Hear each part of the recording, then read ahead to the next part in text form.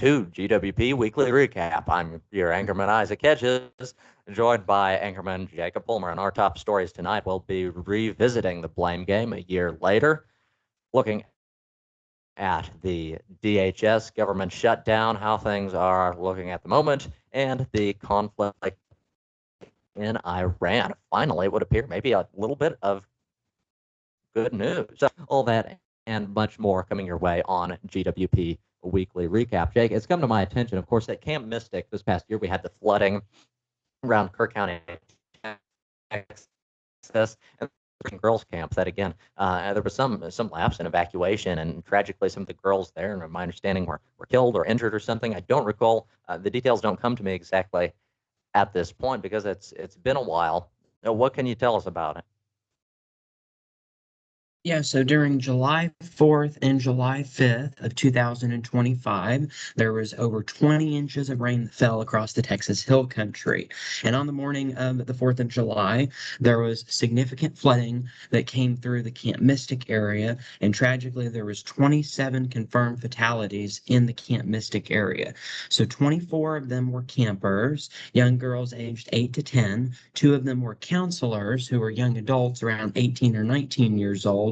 And then the 70-year-old camp director also died, where his body was found in an SUV along with three of the campers. We also know that one of the campers, 8-year-old Seal Stewart, has never been recovered as of this month. So again, 27 people died there at Camp Mystic, but we also have to pay attention to the fact that there was a total of at least 137 people who died from those floods, just total. So that includes the numbers from Camp Mystic. So although Camp Mystic has gotten a lot of the news, of course, just from the tragedy of all of the young people that were involved within that particular ordeal, a lot of the deaths also came from non-campers, just ordinary people there in the Texas Hill Country. Again, at this point in time, at least 137 have been confirmed to have died from that.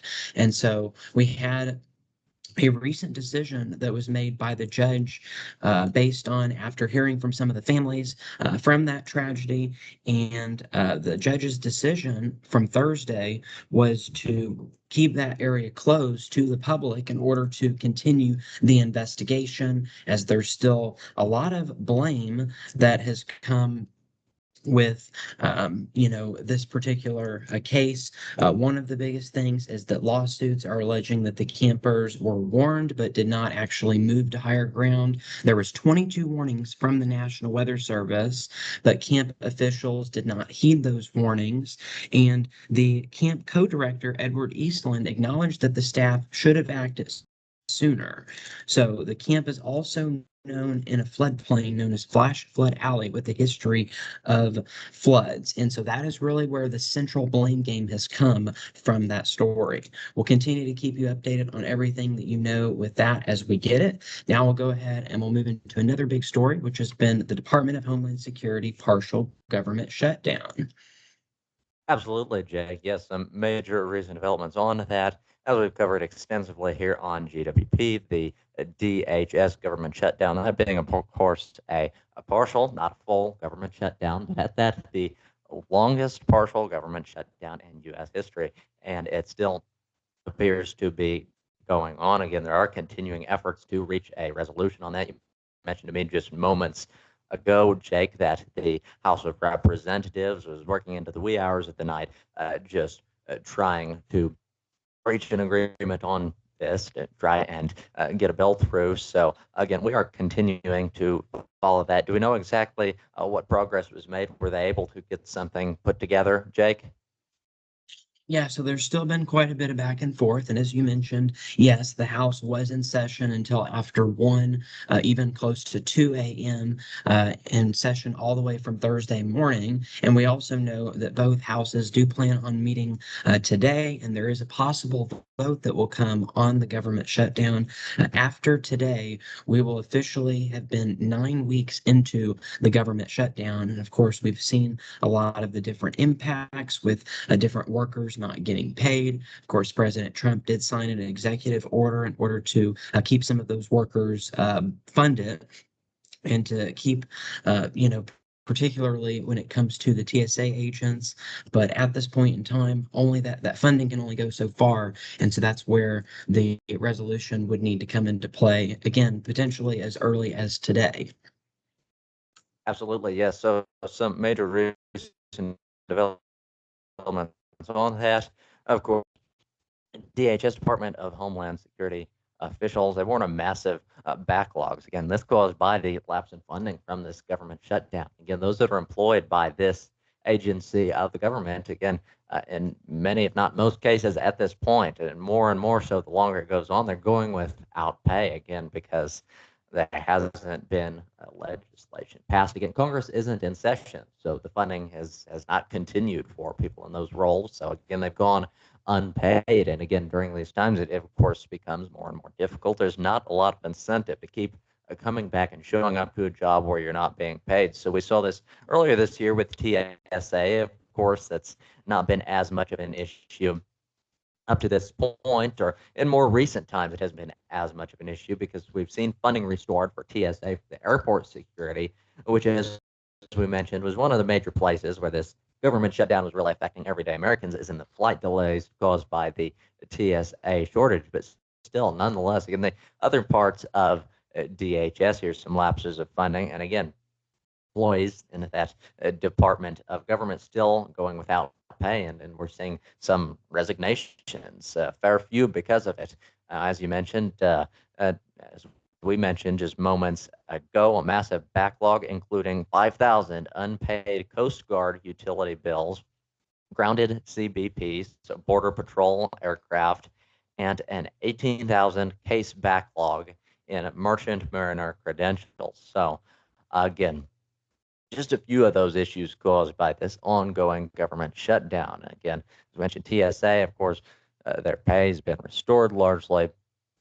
President Trump ordered DHS to alternatively use funds to pay TSA and other personnel. The agency still cannot legally resume many functions, especially cybersecurity outreach at CISA. Now, TSA were currently being paid, easing airport delays, but the funding workaround is temporary and could collapse without congressional action. Now, again, we're still seeing some efforts to reach a bottom of that. Still some foot dragging, though. So the Senate passed a bipartisan bill to fund most of DHS except Immigration and Customs Enforcement and Border Patrol. But House Republicans refused yet to bring it to a vote, insisting on immigration enforcement must be funded simultaneously, again, as a part of that. So haven't yet reached an agreement on what all to include on that bill. Now, House leadership, House of Representatives leadership, has not placed any DHS funding bills on the floor yet, though it may change again, as we mentioned, of course, into the wee hours of the night last night, again, into the early hours of the morning. We saw efforts, again, the House of Representatives working to put something together by way of a bill for that, and the White House again likely to continue throughout the weekend on this front. Now, the White House budget officials warn that DHS is disintegrating as employees quit and leadership scrambles to keep paychecks flowing. So, again, a real issue caused by the government shutdown here, as we mentioned. Again, the longer and longer as it goes on, because these people employed by the Department of Homeland Security, again, many have families, they've got to eat too, and may not exactly have a lot saved away. Naturally, there isn't a lot of incentive to keep showing up to a job where you aren't being paid. And because of that, we're seeing a lot of resignations. So not a clear end in sight quite yet, as long as it's gone on, but certainly plenty of reasons to look for one. Jake? Yes, and one of those being the fact that the World Cup has actually ran into some issues because of the funding with securities. That's been one of the biggest problems. We do know that now 6 $625 million in security funds has now been distributed to the cities, but there has been some delays in the preparation for the World Cup hosted here in the U.S.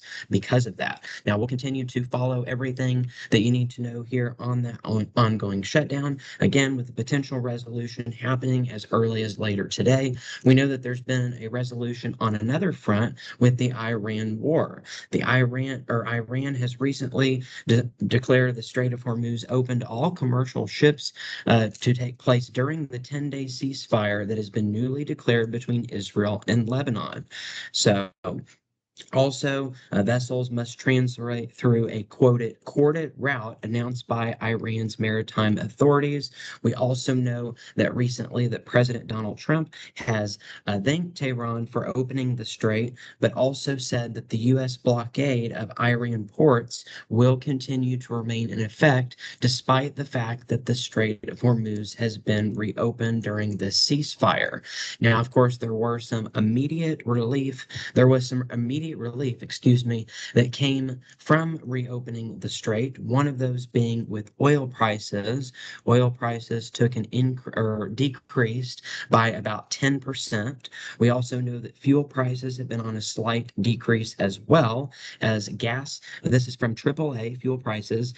Current gas is now $4.07 per gallon. A week ago, it was $4.15. So we've seen a decrease in that. Part of that, of course, has to do with the reopening of the Strait of Hormuz. The Dow has also jumped over 1,000 points today, as we're now up to around 49,600 points. That was just after the noon hour Eastern time, is when that latest update was from. And in the past 5 days, the Dow has increased by almost 2,000 points, which is over 4,000%.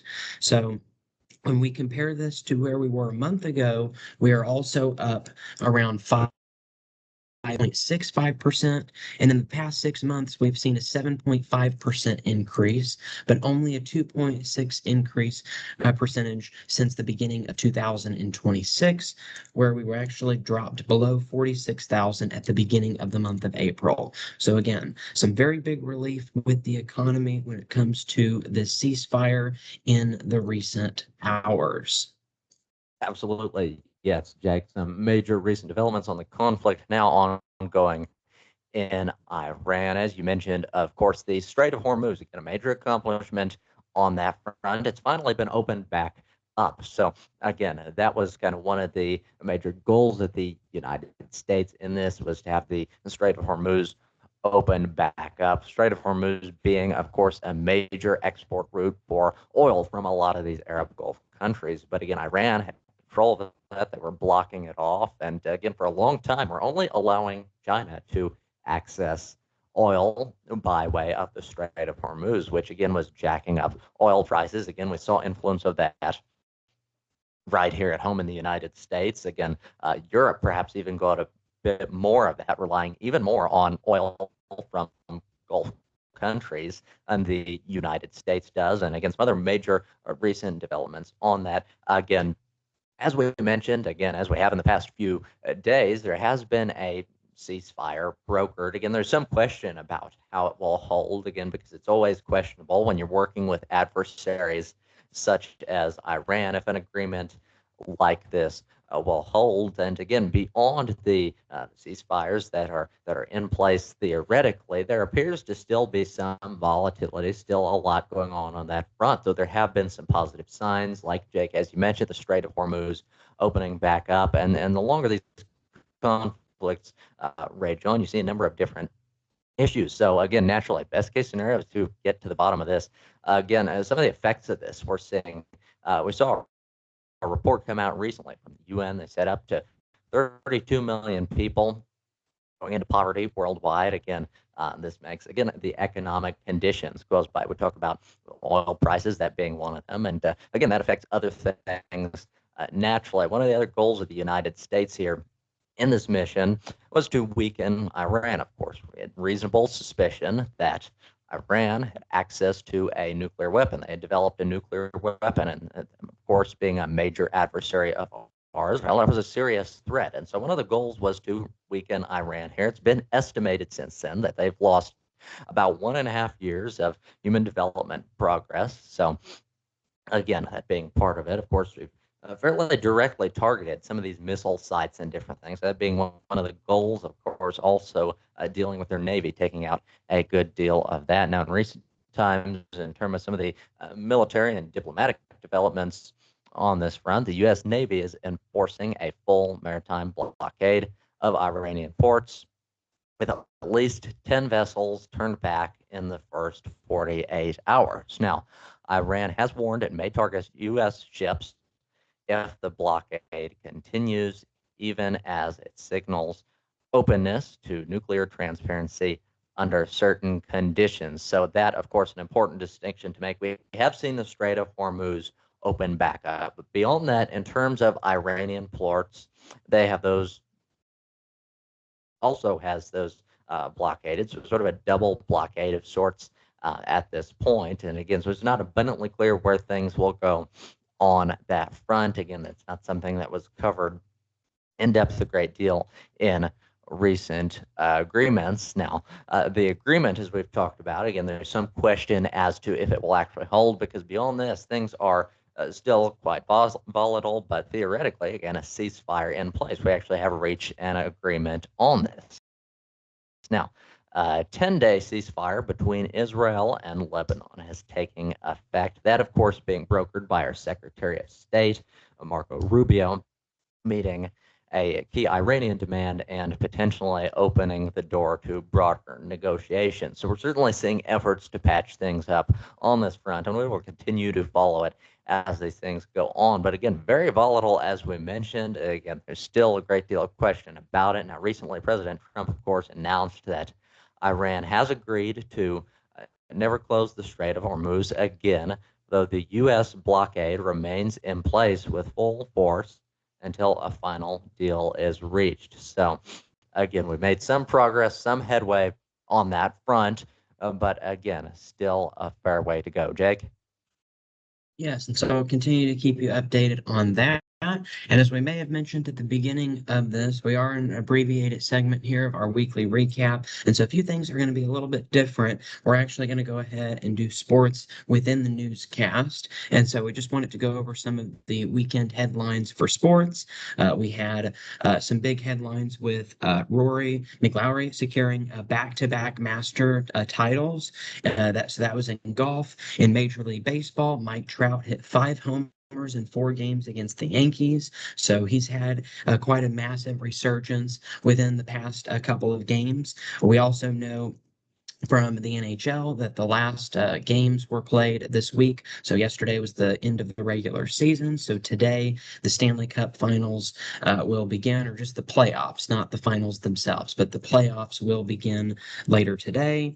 So that was big news. And then also in football, Iowa football has been hit with probation and has forced to vacate 4 of their wins due to recruiting violations. So those are some of our top weekend sports headlines. Now we'll go ahead and we'll move into weather.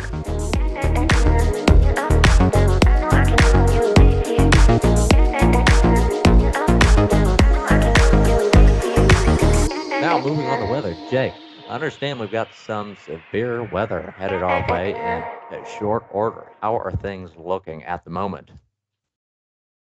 Yeah, so as of right now, we do have some watches that have already been issued. One here across the state of Missouri that we're going to look at a little bit more in depth at here in a moment, and that's the flood watch. And then we got that fire risk ongoing today across New Mexico, Texas, and into Oklahoma as well. And then some freeze warnings. We're going to get pretty cold across Nebraska and Kansas, maybe even below freezing. Not going to see that here in Missouri. We're going to be staying above the freezing mark, but we could be seeing highs only in the 50s as we go into tomorrow's 60s for our Saturday. Looking at that severe weather risk. So again, it goes from Oklahoma all the way up to Wisconsin. So pretty large area under that risk for severe weather as well as flooding. Of course, we've had lots of rainfall already this week. And so now we're going to add to that. That's what's going to be the flood risk. We've even got some wintry weather across the north. A lot of this is going to be ice, but a little bit of snow is going to mix in there as well. Then we mentioned that fire threat across New Mexico and Texas, some snow across the Rockies. Things have now dried out west. And And one other thing I want to mention is that because this is an abbreviated weather segment as well, we're not really going to look at a whole lot in detail into weather across the country. We're mainly going to focus on the severe weather threat today, since that's really the big headline here in Missouri. But what's going to drive that severe weather threat is this cold front that you'll see here. That's going to move through. And so by your Saturday, all of those rain and storms will be out of here. Cold front will move through. Temperatures will drop off as we go into the weekend. Absolutely, yes. So, as you mentioned, Jake, of course, an abbreviated version of GWP Weekly Recap for this week, and we will apologize for the shorter version. The reason for that, though, of course, is we've got this severe weather headed our way. So, uh, chances are we'll be having a severe weather live stream tonight. So, you will have to stay tuned for that. Again, especially affecting our immediate listening and viewing area here. So you'll have to stay tuned for that. If you've never caught GWP Live, we cover things much as we do here in GWP Weekly Recap or GWP News Weekly. But again, sort of a longer format, and we're live on air. So a great thing about that is we can take your questions live on air. And if you'd like to take down that number so you can call in with your questions later, the number is 417-448-0819 for all your weather-related questions. Any questions you've got, we'd love to hear what you've got to say, and we'll answer them to the best of our abilities at 417-448-0819. Jake? Yes, and so that live stream window for tonight is going to be starting at around 4 o'clock. That's around the earliest that we would do our live stream, and then it'll continue until about midnight or 1 a.m. So that's going to be our live stream window. Again, that doesn't mean we're going to be live that entire time. That would be kind of crazy if we were live for 8 hours straight, but we'll probably have some breaks in the middle of that. But again, that is just kind of the time frame from where we might be live later this evening. But I'm pretty confident that we're going to have a live stream. And of course, if you're watching this at the time that it's premiering, it's just before 3:30, so that live stream window is going to be in just less than an hour. So stay tuned for that. And so let's go ahead and talk about why we're doing a live stream. It's because we've got an enhanced severe weather risk for today.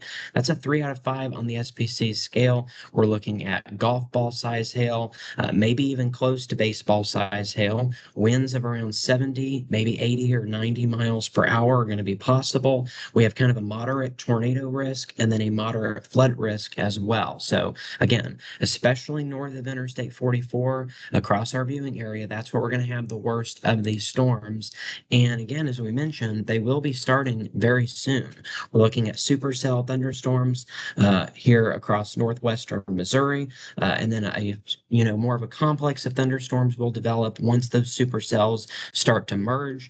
We'll be looking at the storms across our northwestern counties around 4 to 9 p.m. And then across central and southern counties, our storms will be moving through between 7 p.m. and midnight. So that's part of the reason why our live stream window is from 4 to 12, because that's going to be when our storms are going to be developing. Again, as we mentioned, they're going to be starting in our northwestern counties and moving to the southeast. And so with all this heavy rain, we do have flood watches in effect.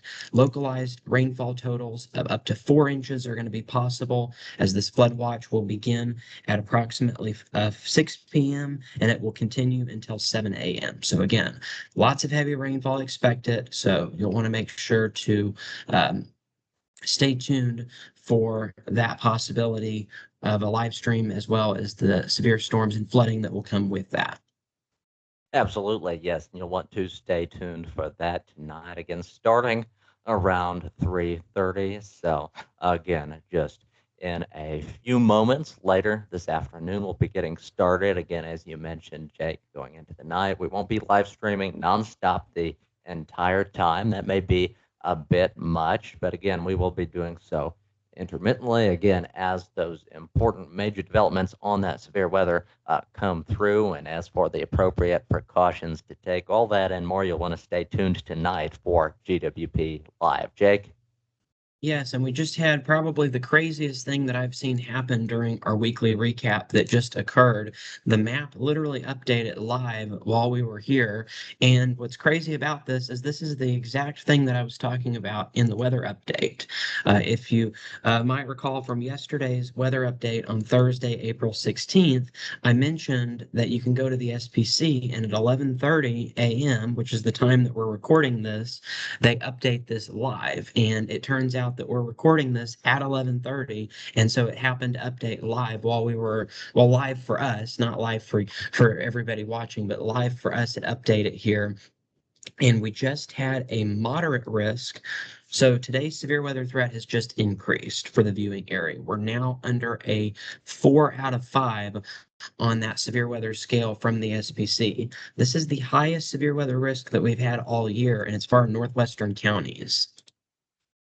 Absolutely, yes. So highest severe weather risk all year. So a major development on that front. As you mentioned, something major just happened right here on GWP Weekly Recap. Again, right as we have been covering it. Again, for the folks who have been listening closely, this map changed. It was updated. Again, this Storm Prediction Center map for some of this severe weather. They usually update it in the 11 o'clock hour, and just here, just moments ago, was updated. So again, that not much compared to many of the things. Again, likely the things that we will cover tonight on GWP Live. Some major developments happening.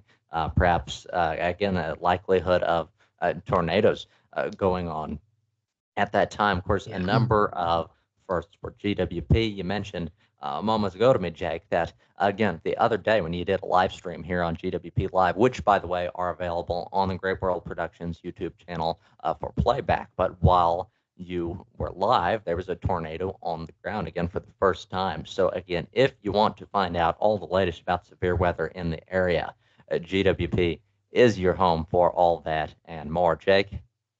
Yes, and that was actually, we'll go ahead and we'll briefly talk about that. We were talking about a tornado warning. We said that there was a confirmed tornado on the ground live on the air at about 6 o'clock. And so we had two tornadoes that were reported. There was an EF1 on the southwestern side of Clinton, Missouri, and then there was an EF0 on the northeastern side of Clinton. So we had two separate tornadoes. Again, that was around 6 p.m. on Wednesday when we did our live stream. But I guess showing you this new update here. So our northwestern, so here we are. If you kind of look at where my mouse here is, our northwestern counties. So this is Nevada is right on the edge of that moderate risk. Kansas City, and then really from Harrisonville, just really all of these areas in northwestern Missouri are now under that high risk. And here's what the update is. So our tornado risk is still about the same. Overall, our tornado risk is not really much higher than it was the other day. We're in that 5% category, possibility of EF2s or stronger. And then for wind, this is the really big change. We are now under the risk for seeing winds greater than 85 miles per hour. That's what these lines are right here. You see where we've got these lines over Kansas City? So you've got like these hatch marks, and then you've got these lines going from top left to bottom right. That right there, this area across eastern Kansas and northwestern or western Missouri, that includes Nevada, or Nevada's right on the edge of that. This area, we're looking at winds up to 95 miles per hour. So straight line damaging winds is going to be a very big concern here. We are now in that 45% category. So 45% chance of straight line winds within 30 miles of your location. And particularly for those areas with those lines, that's where we're looking at the risk of winds up to 95 miles per hour. We've also got the hail risk as well. Northern Oklahoma and central Kansas, we have the risk for 3.5 inch or greater hail.